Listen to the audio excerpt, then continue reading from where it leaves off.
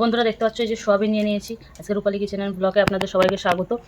তো আজকের ভিডিওর মাধ্যমে আপনাদেরকে দেখাবো সয়াবিন কীভাবে রান্না করবো। এই যে সয়াবিনের জন্য আলু কেটে নিয়েছি, আলুর মধ্যে আমি আবার কয়েকটা পটল দিয়ে দিচ্ছি, দেখতে পাচ্ছ। দিয়ে একটা রেসিপি করবো। তো দেখতে পাচ্ছ এখানে নিয়ে নিয়েছি জিরে, ধনিয়া, কাঁচা লঙ্কা, শুকনো লঙ্কা, এটা চাল মগজ, আদা ও রসুন, এগুলো আমি একসাথে বেটে নেবো। আর পেঁয়াজটাকে আমি আলাদাভাবে দিব। তো চলুন এগুলো আমরা বেটে নেওয়া যাক। কড়াইতে তেল দিয়ে দিচ্ছি। এবার আলু আর পটলগুলোকে আমি ভেজে নিচ্ছি। এটা একটা ভিন্ন স্বাদের রান্না, খুবই টেস্টি আর খুবই স্বাদ হবে খেতে। তো এই ধরনের রান্না দেখার জন্য আমাদের চ্যানেলটিকে অবশ্যই সাবস্ক্রাইব করে রাখবেন। তো দেখতে পাচ্ছ এই যে ভাজা করে নেব। এটা সয়াবিন তো অনেকভাবে আপনারা খেয়েছেন, তো এটা একটা ভিন্ন স্বাদের সয়াবিন রান্না করা।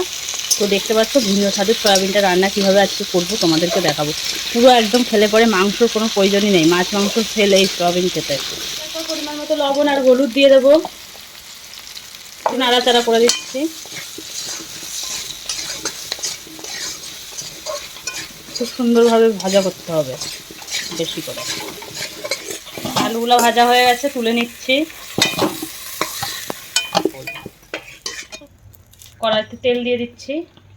কড়াইতে একটুখানি কালো জিরে দিয়ে দেবো, একটা তেজপাতা দিয়ে দেবো, একটা শুকনো লঙ্কা দিয়ে দেবো। একটু নাড়াচাড়া করে দিচ্ছি। এটা দেওয়ার পরে এবার পেঁয়াজ কুচিগুলোকে দিয়ে দিচ্ছি। তুমি কড়াইতেই দেখো, পেঁয়াজটাকে একটু ভাজা করবো হালকা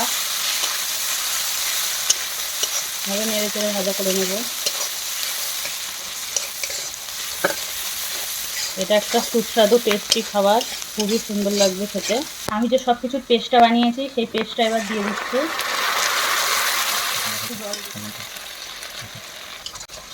দেখতে পাচ্ছ মশলাটাকে ভালোভাবে কষিয়ে নেব। খুব বেশি করে মশলাটাকে কষাতে হবে সুন্দর করে, যাতে মশলার থেকে তেল ছাড়বে এরকমভাবে মশলাটাকে কষিয়ে নিতে হবে।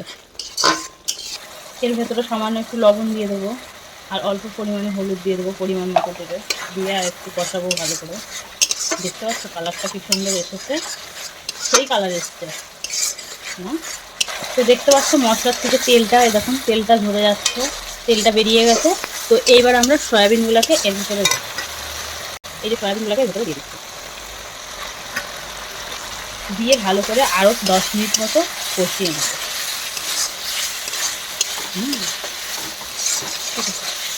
কত কি বলছে। তো এই পজিশনে চলে এসেছে, দেখতে পাচ্ছ এই যে সয়াবিনগুলো দেখতে পাচ্ছ এই পজিশনে চলে আসছে। এটা ভালো করে কষানোর পর এই পজিশনে আসছে। এবার এর ভেতরে আমরা এই যে আলু আর পটল ভাজাগুলো দিয়ে আবার একটু নাড়াচাড়া করে নেব।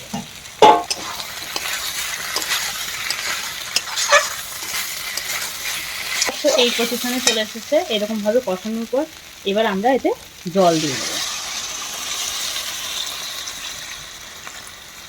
পরিমাণ আর যতটুকু লাগবে সেই পরিমাণে জল দেবে, যে যেরকম ঝোল রাখবে সেরকম জল। দেখতে পাচ্ছ বন্ধুরা জাল দিয়ে এই যে এইভাবে তরকারিটা এই পজিশনে চলে এসেছে, দেখতে পাচ্ছ। যে কেমন লাগছে দেখতে অবশ্যই কমেন্ট করে জানাবে। এবার তরকারিটা আমরা গ্যাস বন্ধ করে তরকারিটা নামিয়ে নেব।